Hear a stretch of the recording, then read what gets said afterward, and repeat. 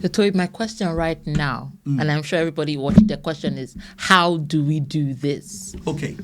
Like I said, I'm not an investment advisor, but I'll give you a clue as to what I have read on and how it works. So,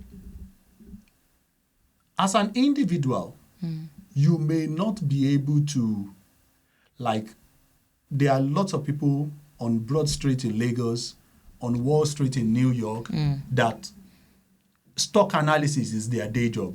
They analyze a stock, they do this, they do this, they do that. You might not be able to do that. Yeah, you might not have that knowledge. You don't have that knowledge to do that.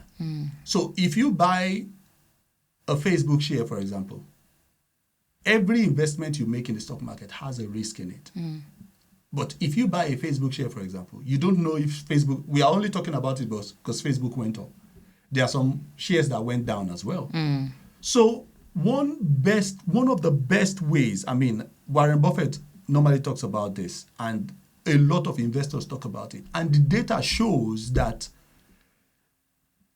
a lot of investors, a lot of analysts do not beat the index. And what is the index? The index is a basket of stocks. So, and the biggest index that I know of is the S&P 500 index, which is a collection of the top 500 US companies. Okay. Can you give us some names of some of those companies in there? You got Apple there, you got Microsoft there, you got Tesla there, you got, I think Airbnb was there recently. I think Netflix is there as well, if I can remember correctly. So Netflix is another one. You watch Netflix. You're paying monthly. You're paying monthly, but you are not an investor in Netflix shares. So as you are watching, some people are making money. You are getting the entertainment. Some people are getting They're laughing loud. They are laughing loud to the bank. So what exactly do you want to do in that regard? So all of those companies, the top 500 companies in the US, all of them are already in that index. So that's the S&P 500. The S&P 500 index. Okay. So once, let's say if you buy a $50 worth of S&P 500 index, you've bought into the top 500 companies. And that's all the Netflix, the Facebook, all those things. All of them are in there. Wow, okay. So, and if you now say, okay, what is, if you want to say, what is my risk for doing that kind of investment? Then you now track back and say, let us look at what S&P 500 has done in the last 50 years. So if you want to convince me now to do it, I would need to ask you, what has it done in the last 50 years? Yeah. And the S&P 500, over the last 50, even 100 years, has done an average of 10% return. So that means there are some years that it did minus 20, there are some years it did plus 30, but over the last 50 years, it has done an average of 10%. So that means we'll do the compound interest calculator now just for you to have a look at it. And there is also a very important part of investing in stocks, which is that it does not pay for you to be a short-term investor. And that's why emergency fund is very, very important.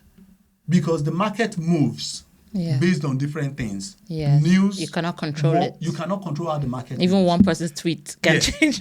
Can change the market. You saw Elon Musk when he tweets sometimes, Tesla go up, Tesla go down. You know, those kind of things can happen. But over a long time, the market has always rewarded the patient.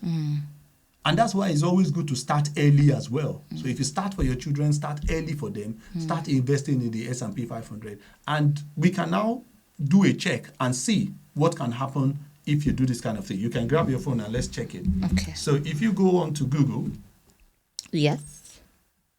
And just say compound interest calculator. Compound interest calculator. Is that the calculatorsite.com? Yeah, just see the calculator site. That's perfect. Okay. So,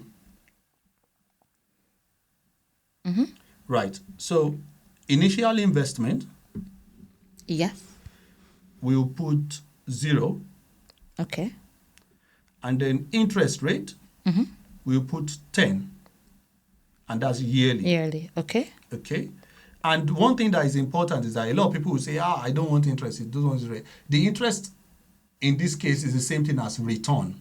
Okay. It doesn't mean like interest for religious reasons. There are some Muslims that want to say, if we don't want to do anything that is related to interest. But in this case, interest means return. So if you buy a stock of Facebook and Facebook grows from $99 to from $100 to say $110, that 10% that grew in the price is the return. But that you keep. That's the return for you for owning the share. So that's just what that means, not necessarily interest. So deposit. So we've done yearly, right? We've done 10% yearly. Yeah. So there's years here. How many years? So how many years? Let's say you start investing at. Let's say as soon as you start working. Let's say you start investing at 20. Let's say as soon as you start working, you start at 20 or 25. Okay. So from 25 to let's say 65. So let's say 40 years. Yes. 40 years. And how much are you depositing? How much? So let's say you are putting in $1,000 or let's say $2,000 every month? Every year. Okay. 2,000. You have to be earning so much to do 2,000 every month. Every year. 2,000 every year. Every year. So deposits are made in which period? Say the end period. Yes. And deposit increase, let's leave that because we are not adding anything. Okay. Compounded interval, it will be yearly. Yearly. What I have here is quarterly, bi-monthly, monthly. Half a year, and then you see yearly. Yes, I've got that. Yeah. Yearly. So let's click calculate. Calculate. Wow. Projection for 40 years. So I see all these big numbers. It is your money. So what it is saying is that. What's this big green number? The big green number is that if you invest $2,000 every year for 40 years at 10% compound interval, you are going to have $885,000 sitting with you in retirement. Wow. But how much is that? How much I put in? How much did I? No, so over 40 years, $2,000 that's 80,000. That's 80,000. Yeah, that's what it tells you there. So over 40 years, I've only put 80,000 in, and I'm getting 885,185.1. Exactly. So if you now come back, look at the yearly breakdown. Year one is $0, right? Mm-hmm. At the end of year one, you put in $2,000, right? And what did you get? Look at line 2, you see that it is 200. That's what you got there. Yes. And then you add that 2,000 to that 200. Wow. That's 4,000. The accrued interest is 200. And then you invest that 4,200. And then that 4,200 will accrue £420. Wow. Plus another 6,000. And you now go all the way down. How much have you put in? Look at how much you got. And that's how it's calculating it every year. So it's like over 100%? Is it? That's not over 100%. You only put in £80,000. No, but I'm getting back. My math is not so good, but over that time, over 40 years, your $80,000 has turned times 10. $885,000. That's a lot. That is a lot, and those are the things that we don't talk about. Wow. So I don't know if you're seeing the numbers on the screen. Maybe you can take a second. You can pause the video or something, and you can check it. I just check it yourself. Just 10% return. Just 10% return turns your 2,000 annual investment into $800,000 US. Not 800,000, 885,000. Now imagine if you can do 2,500, or imagine if you can do $3,000 every year at 10% return. So your money is working for you. Your money is working.